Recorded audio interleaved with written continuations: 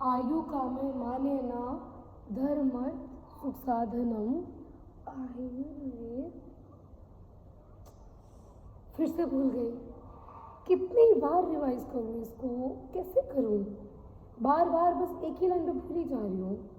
Y? अब नहीं हो रहा मुझसे। So hello everyone, my name is Iti Sandhu. I am second year BMS student at Sri Sri University. If you are also facing these kind of such problems in learning shlokas, so you are at a very right place. तो shloka learn करने की कुछ strategies और कुछ ऐसी veg हैं, क्योंकि simply अगर हम देखेंगे तो BMS जर्नी में श्लोकास का बहुत ज़्यादा इंपॉर्टेंट रोल है। और अगर हम बिना श्लोका को स्किप करें कोई और टॉपिक जैसे पढ़ेंगे तो उसमें हमारा कोई बेनिफिट नहीं होगा। तो इसकी क्या टेक्निक्स है? तो पहली बात तो ये है कि हम जो बच्चे आते हैं, हमारा बैकग्राउंड संस्कृत का बिल्कुल भी नहीं होता है और हम यहाँ आके डिफ़िकल्टी फेस करते हैं श्लोका को लर्न करने के लिए, क्योंकि हम एक लाइन तो लर्न कर लेते हैं पर दूसरी लाइन भूल जाते हैं। और एक श्लोका नहीं लर्न करना होता ना हमें तो ढेर सारे श्लोकास लर्न करने रहते हैं। तो किया कैसे जाए? तो देखो, श्लोका को जब हम पढ़ते हैं ना, तो पहले तो उसको देखिए डरना नहीं है कि यार ये 2 लाइन का श्लोका है, 4 लाइन का श्लोका है, हम कर ही नहीं पाएंगे। अगर हम पहले ही सोच के हार जाएंगे तब तो फिर आगे कर ही नहीं पाएंगे। तो first of all what you have to do is उस श्लोका को एक बार रीड करो। अब रीड करने से पहले क्या होता है कि वो पूरी एक लाइन होती है, उसको ब्रेक डाउन करना है वर्डिंग्स में कि इसके अंदर कौन सी वर्डिंग्स आ रही हैं।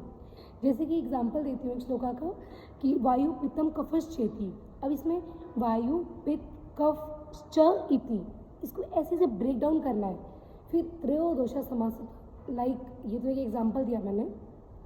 तो पहले क्या करना है, श्लोका को ब्रेक डाउन करना है। उसके बाद क्या करना है, उसी श्लोका का मीनिंग हमने अच्छे से सर्च करना है कि श्लोका का हर वर्ड का मीनिंग क्या है। अगर हमें मीनिंग अच्छे से पता चलेगा तभी हम आगे प्रोसीड कर पाएंगे लर्न करने के लिए। तो पहला हमने स्टेप क्या है कि हमने उसको ब्रेक डाउन किया। सेकेंडली हमने क्या किया, उसका हमने मीनिंग बहुत अच्छे से पढ़ा।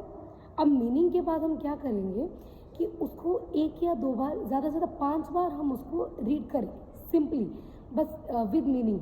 बिना मीनिंग के तो बिल्कुल भी श्लोका लर्न होने वाला नहीं है, क्योंकि बच्चे क्या करते हैं, सीधा बस उसको रटना शुरू कर देते हैं। रटने से क्या होगा, 1 दिन याद रहेगा, 2 दिन याद रहेगा, उसके बाद सीधा भूल जाएगा।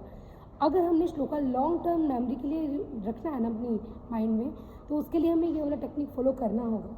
बिकॉज अगर मीनिंग पता होगा तभी हम आगे श्लोका को मतलब लॉन्ग टर्म मेमोरी उसकी बना के रख पाएंगे।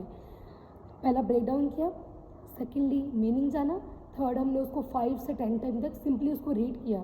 अब हमने ब्लैंक पेपर लेना है और उसके ऊपर हमने लिख के देखना है, लिख के अपने माइंड के अंदर क्या मेमोरी सेट हुई है श्लोका की। क्योंकि जितनी बार आप भूलोगे ना श्लोका को रिवाइज करते हुए, उतनी आपकी मेमोरी रिस्टोर करने की कोशिश करेगी कि अच्छा इस वर्ड के बाद क्या था, तो वो मेमोरी क्या होगी, स्ट्रॉन्ग हो जाएगी। ठीक है, तो बार बार ये करने के बाद स्ट्रॉन्ग हुई। आफ्टर दैट लिखना है, नॉट इन ए 1 टाइम, 2 बार लिखो, 5 बार लिखो और बार बार उसको रिवाइज करना है।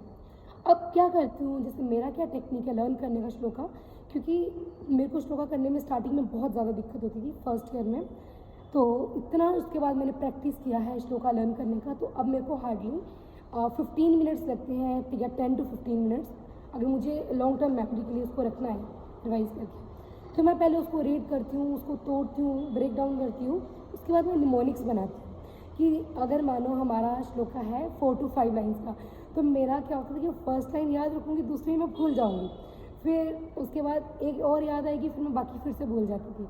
अब मैं निमोनिक्स बनाती हूँ, जैसे फर्स्ट लाइन है उसका क्या वर्ड आ रहा है, अगले क्या कहते हैं, जैसे फर्स्ट बी से शुरू हुआ, नेक्स्ट पी से शुरू हुआ, उसके बाद किससे शुरू हुआ, तो मैं अगर एक वर्ड याद करती तो मुझे पूरी की पूरी लाइन याद आ जाती थी।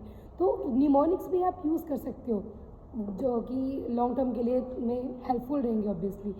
तो और एक और चीज़ है कि एक बार लर्न कर लिया उससे काम ख़त्म नहीं हुआ है तुम लोगों का।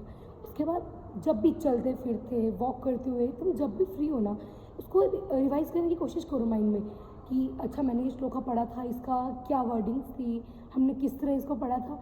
जितनी बार आप रिवाइज करोगे ना, उतना ही आपको और ज़्यादा माइंड पे फोर्स होगे, जितना आपकी मतलब अंदर से वो वर्डिंग निकल के आएगी।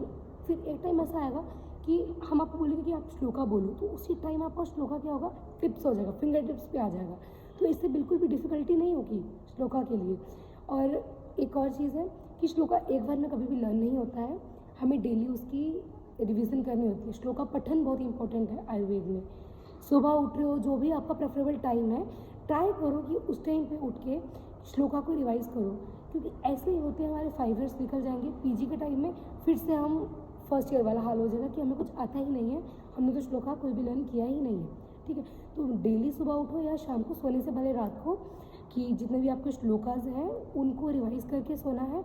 और मॉर्निंग में क्या होगा कि उसको उस टाइम लर्न नहीं करना है, बस पढ़ना है। लाइक वाइज हम हनुमान चालीसा पढ़ते हैं ना, हम उसको लर्न थोड़ा करते हैं, ऑटोमेटिकली हमें रिवाइज हो जाती है ना। वो ऐसे पढ़ के एक टाइम ऐसा आता है कि एक लाइन वो बोलते हैं, हमें अब ऑटोमेटिकली दूसरी लाइन में पता होती है कि इसके आगे क्या होगा। तो इस तरह से मतलब हमने डेली बस उसको रीड करना है। एक टाइम ऐसा आएगा कि पूरा के पूरा श्लोका फिंगर टिप्स पे हो जाएगा। तो श्लोका रीड करने को बिल्कुल भी डिफ़िकल्ट मत समझो, क्योंकि श्लोका बेस है आयुर्वेद का, और जब तक हमें हमारा बेस ही क्लियर नहीं होगा हम आगे बढ़ नहीं पाएंगे। ठीक है, तो आज की वीडियो स्पेशल उनके लिए थी जिनको श्लोका लर्न करने में बहुत ज़्यादा डिफ़िकल्टी होती है। तो आई होप मेरी वीडियो से आपको फ़ायदा होगा, कोई नॉलेज मिली होगी। तो ऐसे ही और वीडियोस लेकर आएंगे जिसके अंदर आपको कोई भी सब्जेक्ट के लिए कोई भी जिस चीज़ में डिफ़िकल्टी फेस होती है वो सब आपको मैं बताऊंगी। तो आज के लिए इतना ही।